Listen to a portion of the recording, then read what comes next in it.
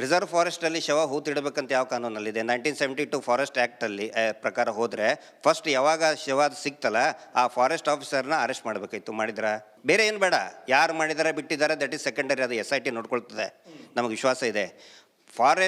Reserve forest ಏರಿಯಾದಲ್ಲಿ ಮೂಳೆ ಸಿಕ್ಕಿದೆ, ಅವ್ರ ಮೇಲೆ ಕ್ರಮ ಕೈಗೊಳ್ಬೇಕೋ ಬೇಡ ಫಾರೆಸ್ಟ್ ಡಿಪಾರ್ಟ್ಮೆಂಟ್? ಈಗ ಆ ಮೂಳೆ ಮನುಷ್ಯಂದ ಪ್ರಾಣಿದ ಅನ್ನೋದು ಇನ್ನೂ ಫೈನಲ್ ಆಗಿಲ್ಲ. ಅಂದ್ರೆ ನಾಯಿದ ಅದು ತನಿಖೆಯಿಂದ ಗೊತ್ತಾಗಬೇಕು. FSL ರಿಪೋರ್ಟ್ ಹೇಳಬೇಕು. ನಾವು ನೀವು ಹೇಳಕ್ಕೆ ಅಲ್ಲ, ನನಗೆ ಮೀಡಿಯಾದಿಂದ ಗೊತ್ತಾಗಿದೆಯಪ್ಪ. ಹಂಗಿದ್ರೆ ರಿಪಬ್ಲಿಕ್ ಟಿವಿಯಲ್ಲಿ ಬಂದಿದೆ. Should I believe it Republic Kannada or not? ಅಸ್ಥಿ ಪಂಜರ ಒಂದು ಮೂಳೆ ಸಿಕ್ಕಿದೆ ಅಂತ ಹೇಳಿದ್ರೆ, ನೀವು ಮೂಳೆ ಸಿಕ್ಕಿದೆ ಅಂತ ಹೇಳಿದ್ರೆ ಅದು ಹಂದಿದ ನಾಯಿದ ಮನುಷ್ಯಂದ ಅನ್ನೋದು ಲ್ಯಾಬಿಂದ ಗೊತ್ತಾಗಬೇಕು. ಕರೆಕ್ಟ್. ಅದು ನಾನು ಇವತ್ತು ಕುತ್ಕೊಂಡು ನಾನು ಏನು ಬೇಕಾದ್ರೂ ಹೇಳ್ಬೋದು, ನೀವು ಕುತ್ಕೊಂಡು ಏನು ಬೇಕಾದ್ರೂ ಹೇಳ್ಬೋದು. ನಾನು ಅದಕ್ಕೆ ಹೇಳಿದ್ದು ಲ್ಯಾಬ್ ರಿಪೋರ್ಟ್ ಬರೋವರೆಗೂ ನಾವು ಕಾಯೋಣ. ಇದಕ್ಕೆ ನಾನು ಒಂದು ಕೇಳ್ತೀನಿ, ಹಂದಿದ ನಾಯಿದ ಅಂತೇಳಿ ಲ್ಯಾಬ್ ರಿಪೋರ್ಟ್ ಬಂದ ಮೇಲೆ ಮಾತಾಡಬೇಕಲ್ವಾ? ಅದು ಪಂಚಾಯತಿಯವರೇ ಹೂತು ಹಾಕಿದ್ದು ಅಂತ ಯಾಕೆ ಹೇಳಬೇಕು?